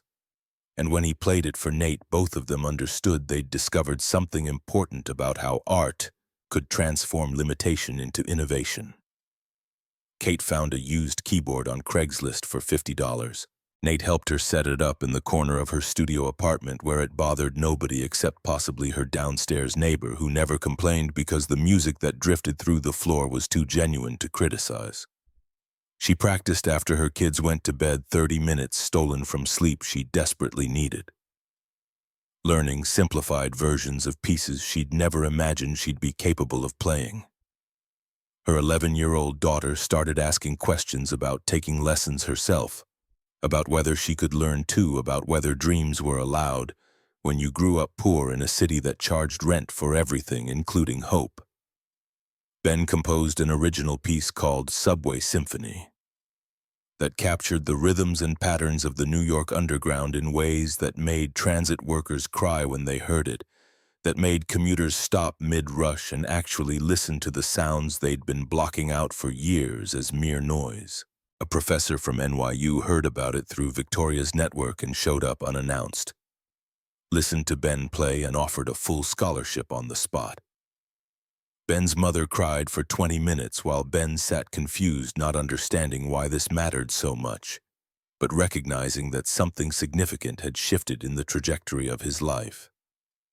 Ellie had more bad days as the months progressed, the Alzheimer's advancing with the kind of cruel efficiency that made Jennifer understand her mother was disappearing, even as her body remained present. But on the good days, the days when Ellie's eyes cleared and she remembered who she was, where she was, why she was here those days, she played Gershwin with a skill that reminded everyone that talent didn't disappear just because memory did, that some things lived too deep to be erased by disease. Nate worked with each of them individually and together, learning as he taught, figuring out how to meet people in their specific struggles without pretending he had answers he didn't possess. Teaching turned out to be mostly listening, mostly bearing witness, mostly creating space where people felt safe enough to try and fail and try again without shame. Victoria came to the listening room 3 evenings a week, practicing with Nate after the students left, slowly rebuilding her relationship with music. They played duets, nothing complicated, just two people finding harmony after years of discord, learning that making music together required vulnerability that couldn't be faked or performed or controlled the way she'd spent her life controlling everything else. One evening in April, with the recital looming 2 months away, they sat at the piano after everyone had gone home. The spring air drifting through open windows carried the smell of rain and possibility. "I'm scared." Victoria's admission came without preamble, without the usual careful construction of her sentences. Of the recital, of playing in public, of people seeing me try and potentially fail. "I know. I'm scared too. You don't seem scared. I'm good at hiding it. 7 years of practice." Victoria played a few notes, the opening of the nocturne she'd been working on. "If we fail, if the recital doesn't convince the donors, if they pull funding anyway, what happens to the students, to Warren and Kate and Ben and Ellie? We find another way. We don't quit just because the first attempt doesn't work. That's not how the foundation operates. The board expects results, measurable outcomes, success defined in ways that can be put in annual reports and donor newsletters." Nate covered her hands with his, stopping the music, forcing her to look at him instead of hiding behind the piano. "Then maybe the foundation needs to operate differently. Maybe success isn't something you can measure with spreadsheets and impact assessments. Maybe it's Warren playing piano again after 34 years. Maybe it's Kate showing her daughter that mothers can have dreams. Maybe it's watching Ellie's face when she finishes a piece and can't remember playing it, but knows she created something beautiful anyway." Victoria's eyes filled with tears, the professional distance cracking. "When did you become wise?" "I'm not wise, I'm just paying attention. There's a difference." They sat like that for a long time, hands intertwined on the piano keys, two people who'd spent years running from different versions of the same wound, finally learning that healing required staying still long enough for scars to form, for new tissue to grow, for strength to emerge from places that had been broken and then mended stronger than they'd been originally. Outside, the city continued its relentless motion. Inside the listening room in the converted chapel that smelled like old wood and new possibility, two people learned that letting someone see you vulnerable wasn't weakness. It was the only way forward that actually mattered. The recital loomed 3 weeks away when Nate found himself standing alone in the listening room at 2 in the morning, unable to sleep, unable to stop thinking about everything that could go wrong. The chapel was different at night, shadows pooling in corners where daylight usually reached the piano, a darker shape against darkness. The city's ambient noise filtering through in ways that made him hyper-aware of how fragile this whole enterprise was. His phone buzzed. A text from Victoria, also awake, also spiraling. Can't stop thinking about Harwell's latest op-ed. Did you see it? He hadn't. Nate pulled up the New York Times arts section on his phone, found the piece published 6 hours ago under Harwell's byline. The headline alone was designed to wound. Amateur Hour: Why Unqualified Teachers Harm Music Education. The article never mentioned Nate or the listening room by name, but the implications were surgical in their precision. Harwell wrote about the danger of letting people without proper credentials teach music, about how good intentions couldn't replace years of pedagogical training, about foundations that prioritized feel-good stories over actual measurable outcomes. Nate's hands tightened around his phone. 7 months since the Gala, 7 months of building something that mattered, and Harwell was still trying to tear it down, brick by brick, word by carefully chosen word. His phone rang. Victoria's name on the screen. "You saw it." Her voice carried exhaustion that went deeper than missed sleep. "The board called an emergency meeting for tomorrow. They want to discuss concerns about program efficacy and instructor qualifications." "That's code for shutting us down before the recital even happens." Nate sat on the piano bench, the darkness pressing in from all sides. Can they do that? Can they just end it? They control the funding. They can do whatever they want. Then we fight. We show them what we've built. We bring Warren and Kate and Ben and Ellie to the meeting, let them speak for themselves. That's not how board meetings work. They don't want testimonials. They want data, metrics, proof that we're moving the needle on quantifiable educational outcomes. How do you quantify Warren playing piano again after 34 years? How do you put Kate's hope on a spreadsheet? How do you measure the fact that Ben found a way to communicate that actually works for him instead of against him? Victoria's silence stretched long enough that Nate thought the call had dropped. When she finally spoke, her voice was different, harder, more resolved. "Then we give them something they can't ignore. We move the recital up. This weekend, 3 days from now. We invite everyone, donors, board members, press. We show them what these students can do before Harwell has time to poison the well further. 3 days isn't enough time. It has to be. Because if we wait, there won't be a recital, there won't be a program. Harwell wins by default." Nate thought about his students, about the careful progress they'd made over 6 months, about putting them in front of hostile critics and skeptical donors before they were ready. It felt like cruelty disguised as strategy, but waiting felt like surrender. "Okay, 3 days. I'll tell the students tomorrow." "Nate." Victoria's voice caught vulnerability breaking through the strategic planning. "Thank you for doing this, for believing it's worth fighting for. It's not about belief anymore. It's about the fact that quitting would betray everyone who trusted us enough to try." After they hung up, Nate sat in the darkness for another hour, his hands finding the piano keys, playing the lullaby he'd finished months ago but hadn't performed for anyone except Lily. Lily's Light had become his private meditation, the piece he played when everything else felt overwhelming, when the gap between what he was trying to build and what the world was willing to accept felt too wide to bridge. Morning arrived too fast. Nate gathered his students in the listening room, their faces showing confusion about the emergency session called on a Thursday when they usually met Tuesdays and Saturdays. Warren arrived first, as always, Sarah beside him, their married synchronicity evident in the way they moved as a unit even when technically walking separately. Kate came next, with only her 2 youngest in tow, the older kids at school, her exhaustion more visible than usual. Ben showed up with his mother, his hands already moving in small patterns against his legs, processing anxiety through motion because words were unreliable when stress levels peaked. Ellie arrived last, Jennifer guiding her gently, and today was clearly not one of Ellie's good days. Her eyes held the particular confusion of someone who knew something was wrong but couldn't identify what, couldn't find the cognitive thread that would lead them back to understanding. Nate stood before them feeling like a general about to send unprepared troops into battle. The chapel's morning light seemed harsh rather than gentle, exposing every crack in the walls they'd repaired but not quite perfected, every imperfection in a space that was supposed to represent transformation, but maybe just represented good intentions that might not be enough. I need to tell you something, and I need you to know you can say no. Nobody will judge you. Nobody will be disappointed.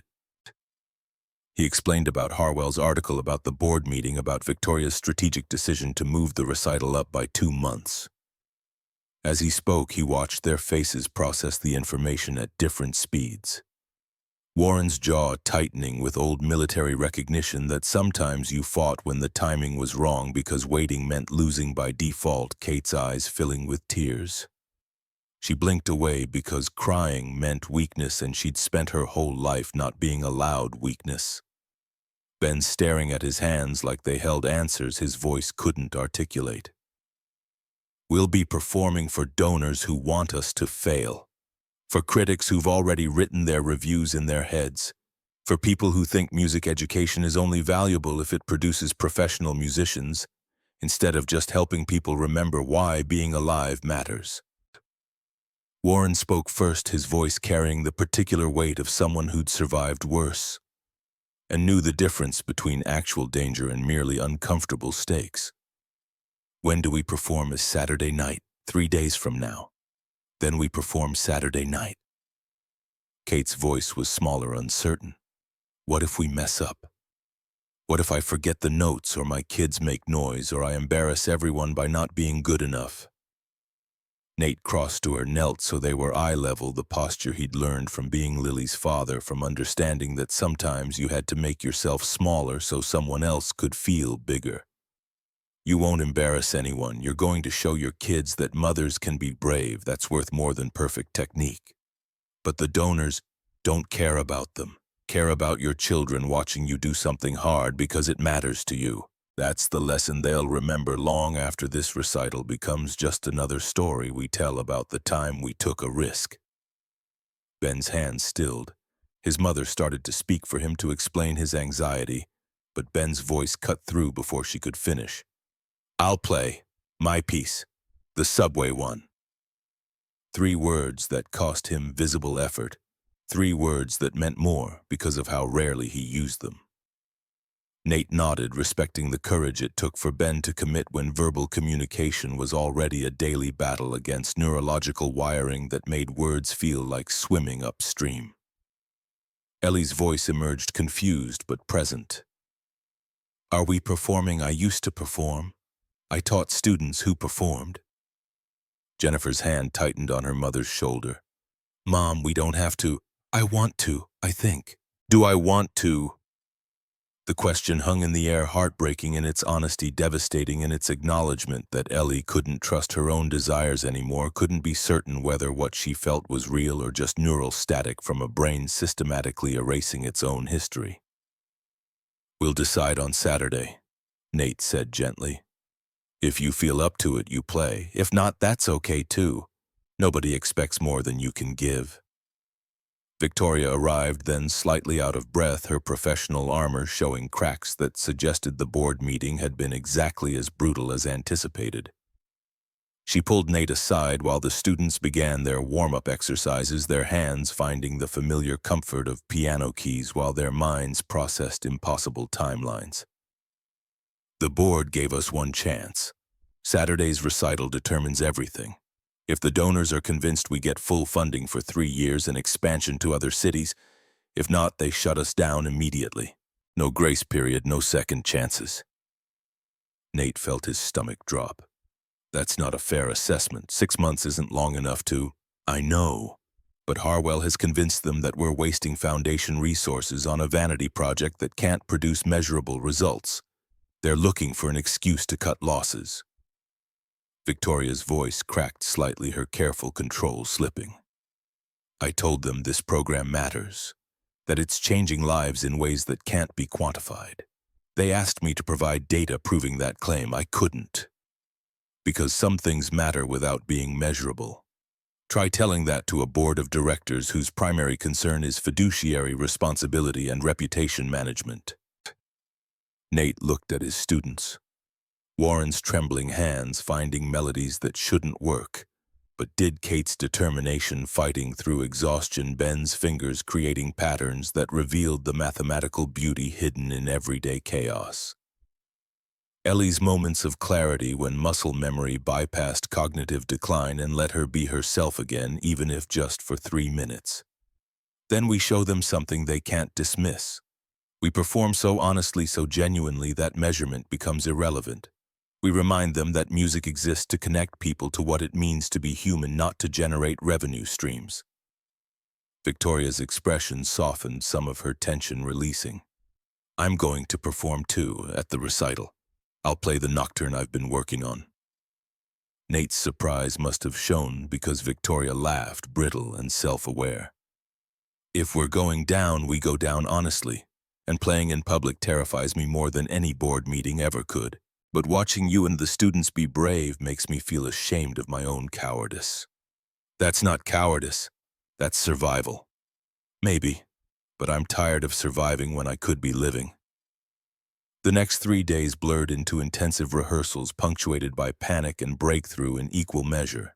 Warren worked on his tremolo nocturne until his hands ached, Sarah massaging his fingers between practice sessions. Both of them understanding that this performance meant something beyond the notes. It meant Warren reclaiming a part of himself that war had tried to take and time had almost succeeded in erasing. Kate practiced at home after her kids went to bed, her simplified version of Claire de Lune, rough around the edges but genuine in ways that technical perfection could never achieve. Her 11-year-old daughter started staying up to listen, sitting in the doorway, watching her mother transform from someone who just survived into someone who created beauty despite exhaustion. Ben refined his subway symphony, adding new sections that captured not just the mechanical rhythms of transit, but the human patterns, the shuffle of tired commuters, the irregular beats of street performers, the syncopated chaos of rush hour distilled into musical language that made sense when spoken language didn't.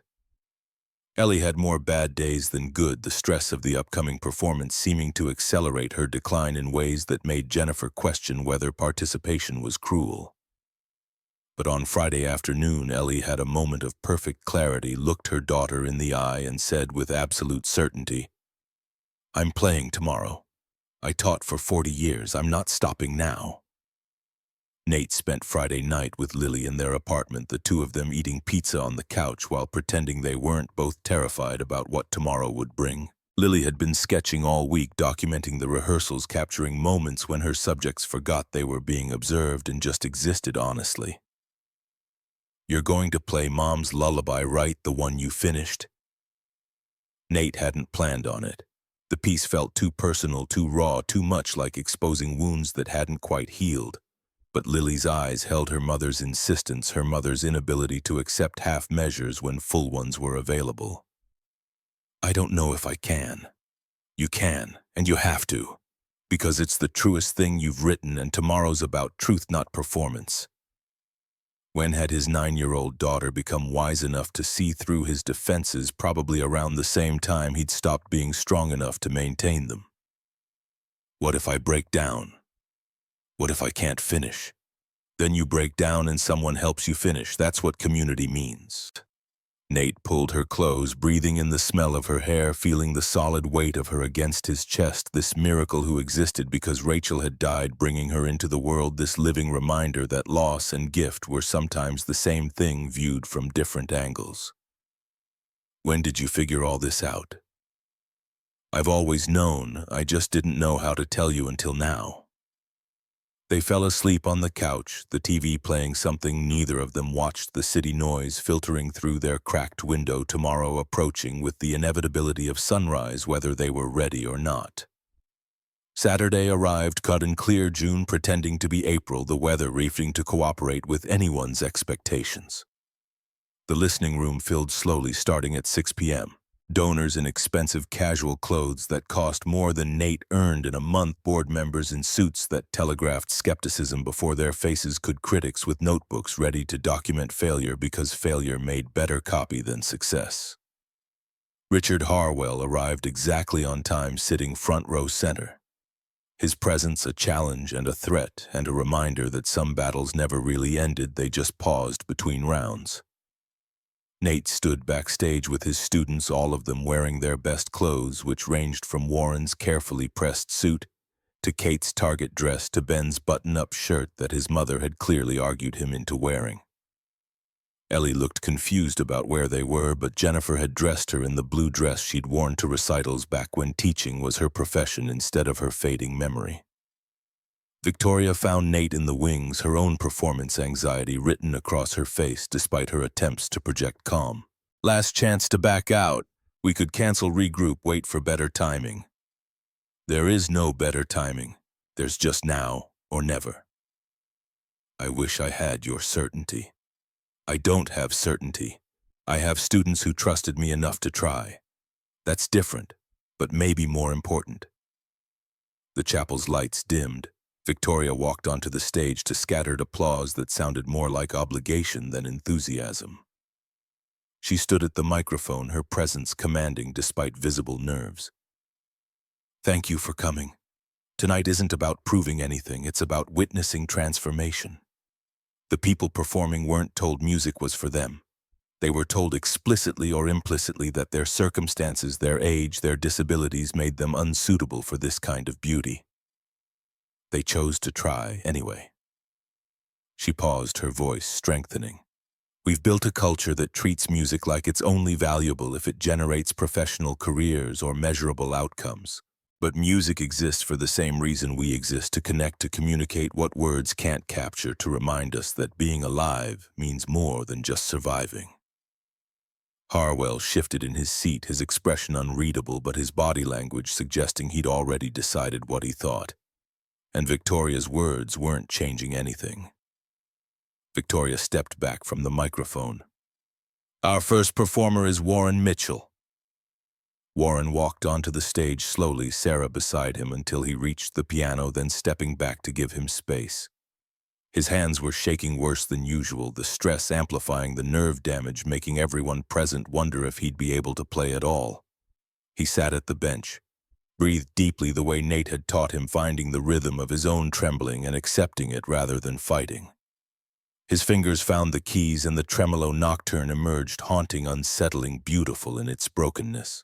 The piece transformed his trembling from disability into distinctive voice, incorporated the shaking into the rhythm so seamlessly that listeners couldn't tell where the injury ended and the intention began. The music spoke of war and survival, of bodies that remembered trauma even when minds tried to forget, of finding beauty in the spaces between damage and healing. When Warren finished, silence held for 3 heartbeats. Then Sarah stood, tears streaming down her face, and began clapping with the ferocity of someone who'd waited 34 years to see her husband whole again. The audience followed. Even Harwell stood, though his applause was measured, controlled, the minimum required by social convention rather than genuine emotion. Warren returned to the wings, his hands still shaking but his eyes clear. And Nate gripped his shoulder in silent acknowledgement that they'd crossed the first bridge successfully. 3 more to go. Kate was next. She approached the microphone, started to apologize. "I'm still learning, I'm not very good." But Nate's voice from the wings cut through. "Kate, just play." She sat at the piano, her simplified Clair de Lune rough in places, her fingers stumbling over passages she'd practiced 100 times. But she continued despite the mistakes, her determination transforming technical imperfection into emotional authenticity. Her youngest daughter, 3 years old and supposedly in Jennifer's care, backstage broke free and ran onto the stage mid-performance. Instead of stopping, Kate kept playing one-handed while the child climbed into her lap, and suddenly the piece became about something larger than technique.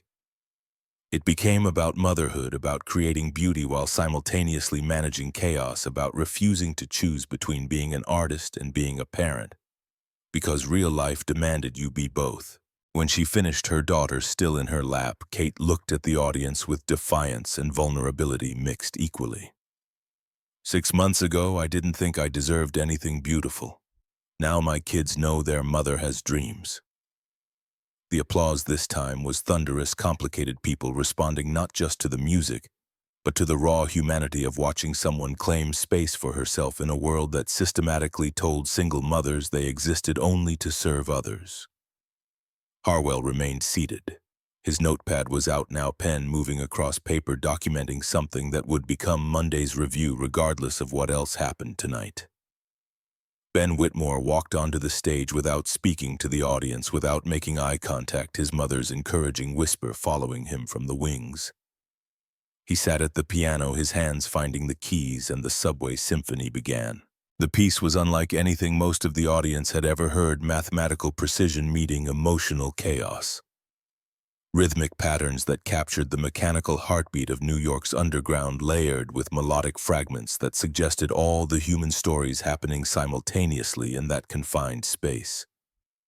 The music was strange, disorienting, brilliant in ways that defied conventional assessment. Because it operated according to rules Ben's neurology invented rather than inherited. When he finished, Ben stood without bowing and walked off stage, but his mother caught him in the wings and Nate heard her whisper, "You were perfect, exactly yourself, and perfect because of it." The audience struggled with how to respond, uncertain whether what they'd witnessed was genius or accident, whether to applaud technique or tolerate difference, but slowly led by a NYU professor who'd driven 2 hours specifically to hear Ben play. They rose in recognition that talent didn't always look like what they'd been taught to expect. Harwell was writing furiously now, his expression inscrutable, but his pen suggesting strong opinions being formed in real time. Eleanor Morrison's turn approached. Jennifer appeared in the wings, her face tight with worry. "Mom's having a bad day. She doesn't remember where she is. I don't think she should." But Ellie was already moving toward the stage, her muscle memory guiding her when conscious thought couldn't, her body remembering what performance felt like, even when her mind couldn't retain why it mattered. She sat at the piano, staring at the keys with confusion that made everyone present hold their breath. This was cruelty, forcing a woman with Alzheimer's to perform in front of strangers who'd judge her deterioration as entertainment. Then Ellie's fingers found their positions. "Someone to watch over me" emerged, note-perfect phrasing, flawless every measure, revealing the pianist she'd been for 40 years before disease started erasing decades like a slow-motion fire burning through archives. For 3 minutes, the Alzheimer's didn't exist. For 3 minutes, Ellie was herself whole, competent, connected to the music in ways that transcended cognitive decline, because muscle memory lived deeper than declarative memory, because art lived in places disease couldn't quite reach. When she finished, Ellie looked up, confused. "Did I play?" Jennifer was there immediately, tears streaming, voice breaking. "Yes, Mom, you played beautifully." "Oh, that's nice." The audience wept. Not polite dabbing at eyes, but genuine sobbing people confronted with the reality that talent and identity could persist even as everything else fell away, that music offered dignity when medicine offered only decline. Harwell set down his pen. His face showed something that might have been recognition. Might have been the first crack in certainty. Might have been the beginning of understanding that measurement couldn't capture everything that mattered. Intermission stretched longer than planned, people needing time to process what they'd witnessed, to recalibrate expectations that had been systematically dismantled by 4 performances that refused to cooperate with conventional assessment. Nate found Victoria in the wings, her hands shaking as badly as Warren's, her performance anxiety now fully visible. "I can't do this. Everyone just saw genuine courage. I'm about to show them calculated vulnerability." "No, you're about to show them that recovery is possible. That 22 years of silence doesn't have to be permanent. That's a different kind of courage, but courage nonetheless." "What if I freeze? What if my hands don't work? What if—" Nate took her hands, stilling them. "Then you freeze and we figure it out." "But you won't. Your body remembers even if your mind is terrified. Trust it." Victoria walked onto the stage alone, no introduction, no explanation. She sat at the piano, her posture perfect despite trembling, and began the Chopin nocturne she'd been working on for 6 months. The first notes were shaky, uncertain, her fear audible in the hesitation between phrases. But as the piece progressed, something shifted. The muscle memory kicked in, fully years of childhood training, overriding adult anxiety, her fingers remembering what her conscious mind had tried to forget. The nocturne spoke of loss and recovery, of loving something and losing it, and finding it again, transformed. Victoria's playing wasn't technically perfect. Decades away from the instrument had cost her some precision, some speed. But it was emotionally devastating in ways that perfection could never achieve. Because it was honest rather than performed, vulnerable rather than calculated. When she finished, Victoria stood, looked directly at Harwell, and spoke into the microphone without polish, without professional distance. "I was a prodigy once. I lost a competition at 16 and my mother told me I'd embarrassed our family, that I wasn't talented enough. I believed her.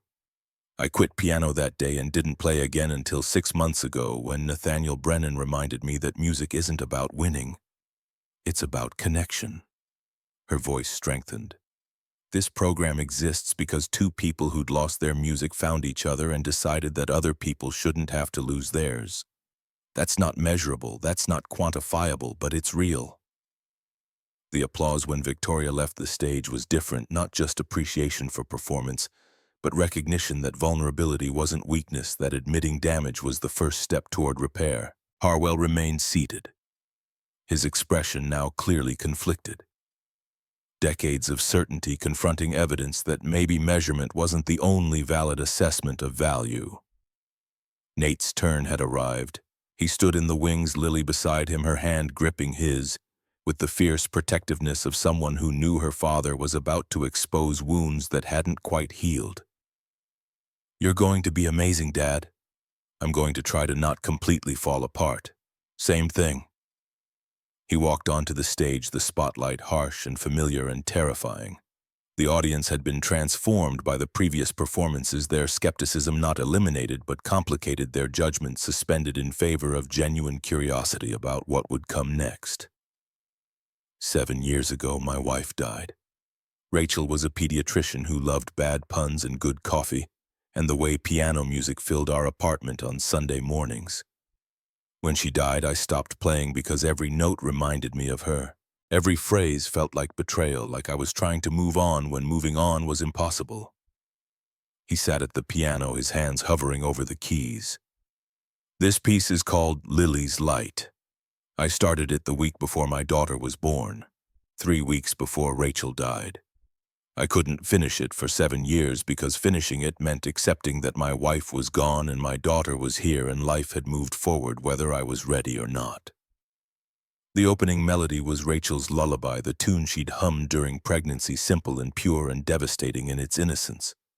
But as the piece developed, it transformed minor key passages representing grief and loss, giving way gradually to major progressions representing Lily's growth, her stubborn insistence on living fully despite the mother she'd never known. Nate wove his students' themes into the composition, Warren's tremolo rhythm, Kate's determined simplicity, Ben's mathematical patterns, Ellie's Gershwin echoes, acknowledging that community meant carrying each other's melodies, that no one's story was purely individual.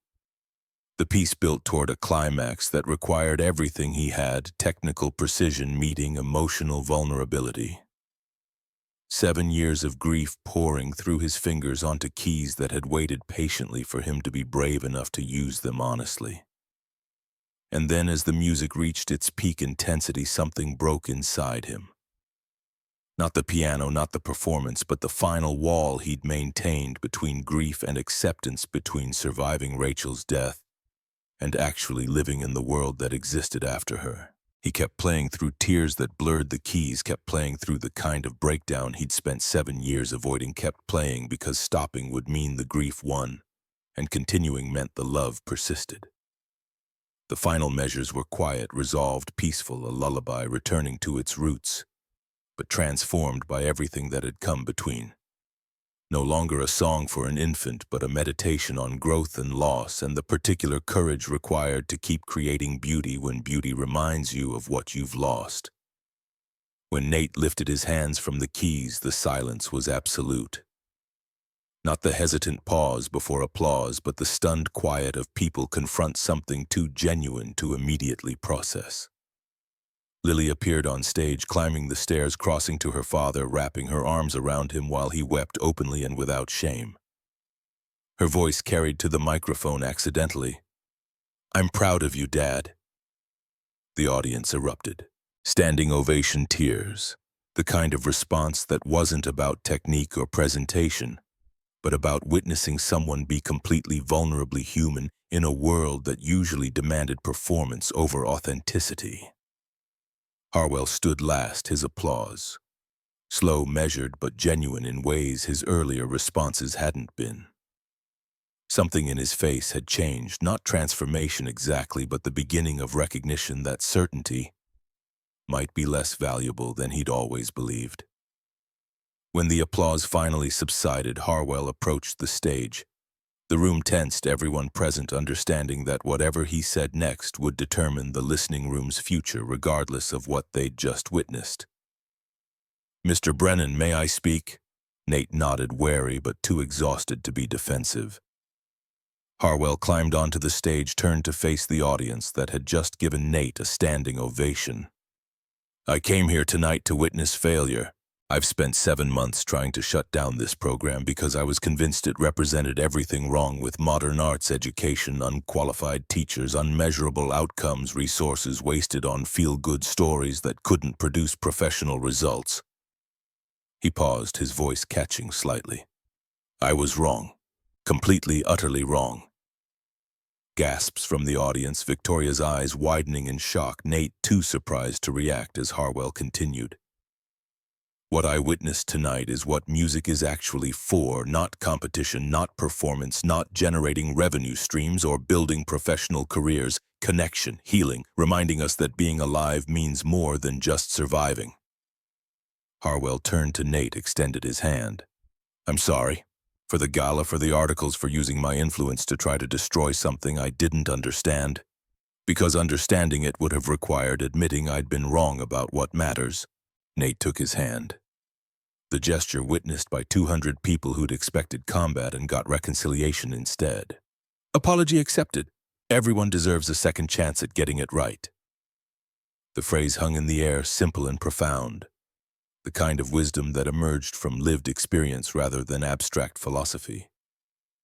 Everyone deserves a second chance because everyone has needed one, because growth requires admitting prior failure, because the alternative to second chances is stagnation dressed up as principle.